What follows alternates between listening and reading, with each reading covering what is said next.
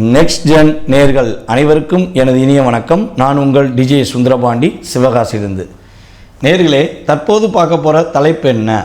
இந்த 2025 வீடியோ பார்த்திங்கன்னா யூடியூப்பில் அதிகமாக பிரபலம் ஆகிட்டே இருக்குது. ஒவ்வொரு வீடியோவாக பிரபலமாகிட்டு இருக்குது. அது நம்ம பார்த்திங்கன்னா பட்டையை கிளப்பிக்கிட்டு இருக்கோம். அப்படிங்கிற மாதிரி கிரகங்களுடைய செயல்பாடுகள் ரொம்ப சூப்பராக போயிருக்கு. ஒரு பக்கம் சனி பயிற்சி இப்போ தான் முடிஞ்சிருக்கு, அடுத்து குரு பயிற்சி இப்போ முடியுது. இப்போ நம்ம பார்க்க போகிறது என்னென்னு பார்த்தீங்கன்னா ராகு கேது பயிற்சி. இந்த 2025 மிகப்பெரிய 3 கிரகங்கள் பயிற்சி ஆகுது. இதில் 2 கிரகங்கள் பயிற்சி ஆயிடுச்சு. குரு பயிற்சி, ராகு கேது பயிற்சிக்கு முன்னாடி பயிற்சி ஆகிறதுனால நம்ம என்ன சொல்கிறோம், 2 கிரகங்கள் பயிற்சி ஆயிடுச்சு. ஸோ இந்த ராகு கேது பயிற்சி மனிதனுடைய ஒரு வாழ்க்கையை ராகு பகவானும் கேது பகவானும் மிகப்பெரிய மாற்றத்தை ஏற்படுத்தக்கூடிய ஜாமுவான்களாக இருக்கிறார்கள். இயற்கையாகவே ஒரு மனுஷன் ரொம்ப நல்லவனாக இருக்கிறதும், ஒரு மனிதன் மிகப்பெரிய ஒரு உயர்ந்த நிலைக்கு போகிறதும், அதே போல் ஆன்மீக ரீதியான செயல்பாடுகளுக்கு போகிறதுக்கும் மிகப்பெரிய வலிமை கொண்ட தன்மை கொண்ட கிரகம் யாருன்னு பார்த்திங்கன்னா இந்த ராகு பகவானும் கேது பகவான் தான். அவங்களுக்கு அந்தளவுக்கு ஒரு மிகப்பெரிய வலிமை இருக்குது.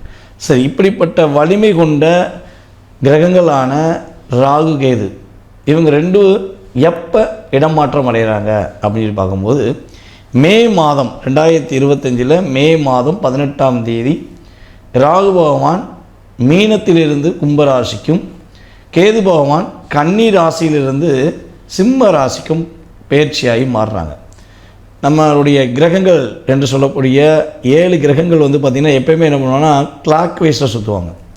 இந்த நிழல் கிரகங்கள் என்று கருதப்படுகின்ற ராகுவும் கேதுவும் இவங்க 2 பேரும் பார்த்திங்கன்னா எப்போயுமே ஆன்டி கிளாக் வைஸில் சுற்றியே பழகிட்டாங்க. ரிவர்ஸில் தான் போவாங்க. ஸோ அதே போல் தான் ஒரு மனிதனுடைய வாழ்க்கையை ரிவர்ஸில் கொண்டு போகணுன்னா நம்ம ராகுவோட ஆதிக்கம் கேதுவோட ஆதிக்கம் உறுதியாக வேண்டும். அந்தளவுக்கு இவங்களுக்கு வலிமை உண்டு. சரி, இவங்க இந்த இடமுட்டு இடம் மாறுறதுனால உலகியல் ரீதியாக என்ன மாற்றங்கள் இருக்கும் அப்படின்னு பார்க்கும்போது, ராகு பகவான் பார்த்திங்கன்னா காற்று ராசிக்குள்ளே போகிறார், கும்ப ராசிக்குள்ளே போகிறார். அப்படி போகும்போது பார்த்திங்கன்னா நிறையா விஷ வாயுகள் மூலமாக, அதாவது காற்று மூலமாக நிறைய கிருமிகள் பரவுது, காற்று மூலமாக நெருப்பு அதிகமாக பரவுறது. ஸோ இந்த விஷயங்கள்லாம் பார்த்திங்கன்னா ராகு பகவான் கொடுத்துருவார் உலகியல் ரீதியாக. கேது பகவான் என்ன பண்ணுவார்னா, சூரியன் என்று கருதுகின்ற தலைமை பொறுப்பு கொண்ட சூரிய பகவான் வீட்டுக்குள்ளே கேது பகவான் போகிறனால அரசாங்க நிலைகள் நிறைய மாற்றத்தை சந்திக்கும். அரசியல்வாதிகளுக்கு மிகப்பெரிய ஒரு மாற்றம் ஏற்படும். யாரெல்லாம் அதிகமாக தவறு செய்கிறார்களோ, தன்னுடைய தவறை உணராமல் இன்னும் இருந்து கொண்டிருக்கிறார்களோ அவர்களுக்கெல்லாம் தக்க பாடம், தக்க ஒரு என்ன சொல்கிறேன்னா, நீ செஞ்ச தண்டனைக்கு உனக்கு சரியான பாடம் புகட்டுறேன்னு சொல்லுவாங்க பார்த்திங்களா, அந்த நிலையை இந்த கேது பகவான் கொடுத்துருவார். இது இவங்களுடைய இயல்பான தன்மை, இது பொதுவான பலன்கள். ஓகேவா? ஸோ அதுக்கடுத்து பார்த்திங்கன்னா இந்த ராகு எப்போ அதிகமாக ஆக்டிவேட் ஆவார், ராகு எப்போ அதிகமாக ஆக்டிவேட் ஆவார்னா அமாவாசை சம்மந்தப்பட்ட நாட்களில் ராகுவோட ஆதிக்கம் அதிகமாக இருக்கும். அப்போ தான் ராகு இந்த மாந்திரிகம் பண்ணுறாங்க.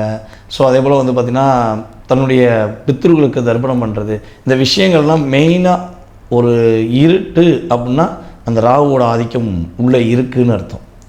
ஓகேவா? கேதுங்கிற ஒரு எப்போ இயங்குவார் பார்த்திங்கன்னா அமாவாசை முடிஞ்சு பௌர்ணமி வரும் பார்த்திங்களா, அப்போ கேது இயங்குவார்.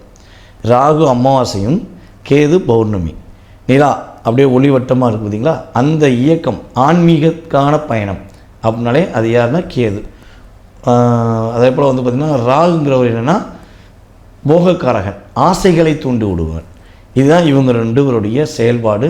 ஸோ இப்போ இவங்க 2 பேரும் இடமாற்றம் அடைவதனால உங்களுடைய வாழ்க்கையில் என்னென்ன மாற்றங்கள் ஏற்பட போகுது, என்னென்ன முன்னேற்றங்கள் ஏற்பட போகுது என்பதை பற்றி நம்ம பார்ப்போம். வாங்க உங்களுடைய ராசிக்கான பலன்களை. மகர ராசி நேயர்களுக்கு ராகு கேது பயிற்சினால் ஏற்பட போகின்ற மாற்றம் என்ன? 3ஆம் இடத்தில் இருக்கும் ராகு பகவான் உங்களுடைய ராசிக்கு 2ஆம் இடத்துக்கு வரப்போகிறார். உங்களுடைய ராசிக்கு 9ஆம் இடத்தில் இருக்கின்ற கேது பகவான் உங்களுடைய ராசிக்கு 8க்கு போக போகிறார். அப்போ இந்த கிரக நிலையினால் உங்களுக்கு என்ன மாற்றம் ஏற்பட போகுது, என்னென்ன முன்னேற்றங்கள் ஏற்பட போகுது என்பதை பற்றி பார்க்க போகிறோம். ஸோ அதற்கு முன்னாடி மகர ராசிக்காரராகிய உங்களுடைய இயல்பான குணம் என்ன அப்படின்னா, இது ராசியின் அடிப்படையில் எடுக்கிற பொதுவான குணம்.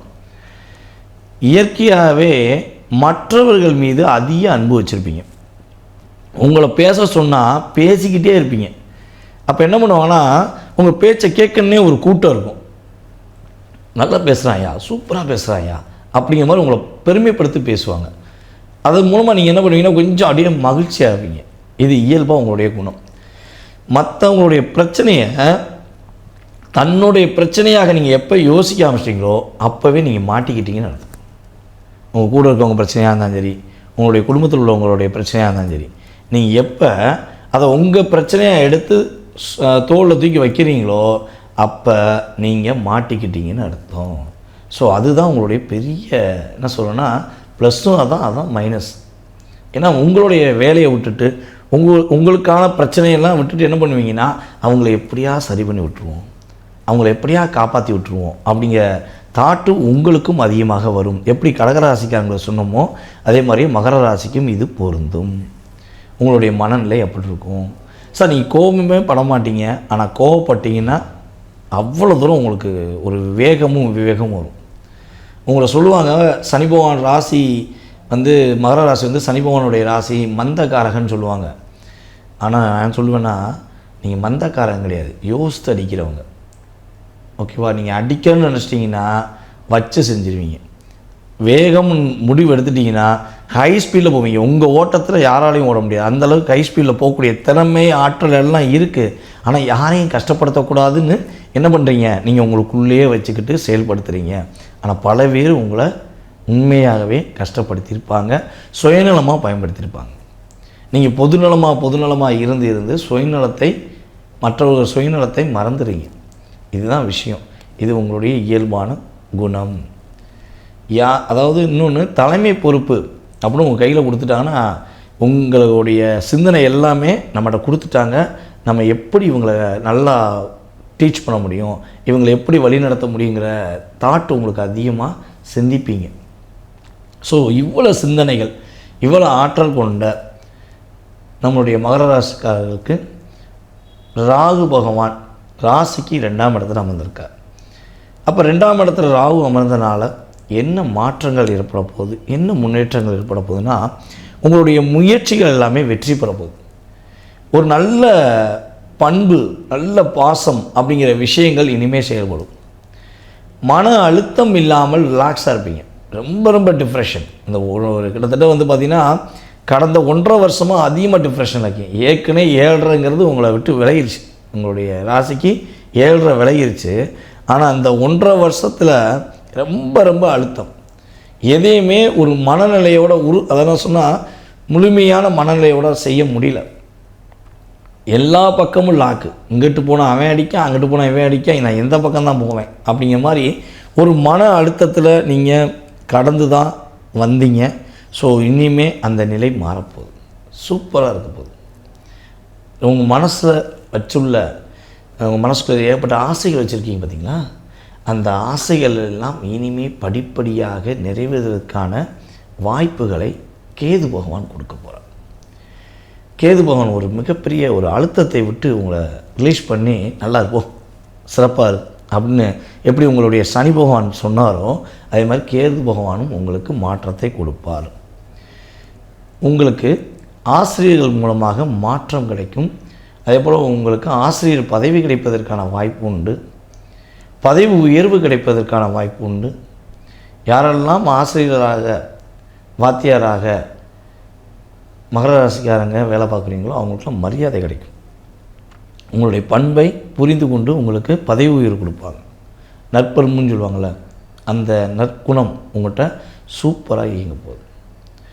இன்னொரு விஷயம், உடல் ரீதியாக உபாதைகள் கொஞ்சம் அதிகமாக இருக்குது, வயிறு வலி சம்மந்தப்பட்ட பிரச்சனை இருக்குது அப்படிங்கிற தன்மையில் உள்ள மகர ராசிக்காரங்களுக்கு உறுதியாக நல்ல மாற்றம் உண்டு, மிகப்பெரிய முன்னேற்றம் உண்டு.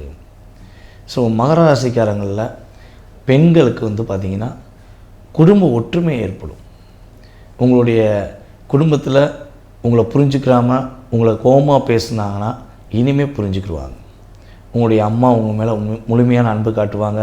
அப்புறம் உங்கள் அப்பாவும் உங்களை புரிஞ்சு உங்கள் மீது அன்பு காட்டுவதற்கான வாய்ப்பு உண்டு. சகோதர சகோதரிகள் எல்லாமே உங்களுக்கு உதவி செய்வாங்க. திருமணம் முடித்த பெண்களுக்கு மாமியார் மாமனார் இந்த உறவுகள்லையோ இல்லை மாப்பிள்ளை வீட்டில் உள்ள உறவுகளால் ஏதாவது ஒரு டிஸ்டர்பன்ஸ் இருந்துக்கிட்டே இருக்குது, ஒரு பிரச்சனை இருந்துக்கிட்டே இருக்குன்னா அந்த பிரச்சனைக்கு ஒரு மாற்றம் வரும். உங்களுடைய முழுமையான அன்பை புரிந்து கொண்டு அவர்களும் இனிமேல் உங்கள்கிட்ட அன்பு செலுத்துவாங்க.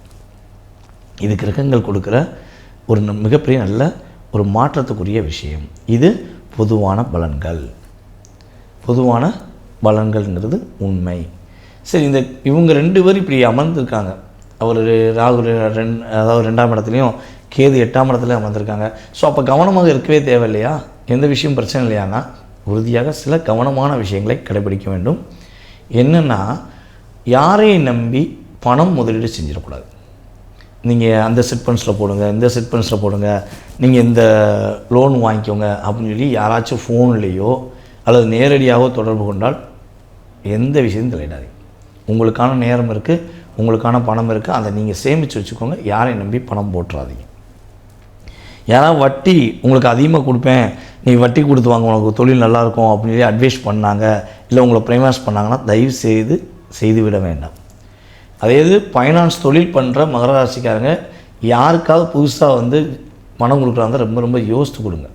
பழைய ஆளுக்கே கொடுக்குறா இருந்தாலும் கொஞ்சம் என்ன சொல்கிறேன்னா, கொஞ்சம் அதற்கான சரியான ஸ்டேட்மெண்ட் வாங்கிட்டு நீங்கள் கொடுக்குறது ரொம்ப ரொம்ப நல்லது. உடல்நிலை சம்மந்தப்பட்ட விஷயங்களில் நல்ல மாற்றம் இருக்குதுன்னு சொல்லிட்டோம். ஸோ அதே போல் பார்த்திங்கன்னா சாப்பாடு விஷயங்களை ரொம்ப ரொம்ப கவனம் செலுத்துங்க. நீங்கள் கரெக்டான உணவு பழக்க வழக்கங்கள் கரெக்டான நேரத்தில் சாப்பிட்டீங்கன்னா சூப்பராக இருக்கும். நல்ல மாற்றங்கள், நல்ல முன்னேற்றங்கள் என்பது உண்டு. ஸோ இப்போ மகர ராசிக்காரங்க என்ன விஷயம் செஞ்சால் இந்த ராகு பகவானால் கேது பகவானால் ஏற்படுகின்ற பாதிப்புலேருந்து தப்பிக்க முடியும் அப்படின்னா, சீருடை அணிந்து வேலை பார்க்குற எந்த சீருடையாக இருந்தாலும் சரி, சீருடை அணிந்து நமக்காக வேலை பார்க்குற அரசு துறையில் உள்ள அல்லது தனியார் துறையில் வேலை பார்க்குற நபர்கள் யாருனாலும் சரி, அவங்களுக்கு உங்களால் முடிஞ்சளவு ஒரு ட்ரெஸ் எடுத்துக்கோங்க. அவங்க டிபார்ட்மெண்ட்டில் எந்த டிபார்ட்மெண்ட் இருந்தாலும் சரி, அவங்களுக்குன்னு சொல்லி யூனிஃபார்ம் கொடுப்பாங்க பார்த்தீங்களா, அவங்களுக்கு நீங்கள் உதவி செய்யும்போது உங்களுடைய வாழ்க்கை மிகப்பெரிய மாற்றத்தை சந்திக்கும். ஊனமுற்றவர்களுக்கு உதவி செய்யுங்க. ரோட்டில் சாலையோரமாக இருக்கிற ஊனமுற்றவர்கள் யாராச்சும் இருக்காங்கன்னா அவங்களுக்கு புதுசாக ட்ரெஸ் எடுத்து கொடுங்க. நீங்கள் உங்களுடைய பிறந்தநாள் அன்னைக்கு அந்த ட்ரெஸ் எடுத்து கொடுத்தீங்கன்னா உங்களுக்கு சகல சௌபாக்கியம், அவங்களுடைய ஆசீர்வாதம், அவங்களுடைய முழுமையான ஒரு என்ன சொல்லணும்னா மனப்பூர்வமான ஆசீர்வாதம் உங்களுடைய வாழ்க்கையில் வெற்றியை கொடுக்கும் என்பது நிதர்சனமான உண்மை.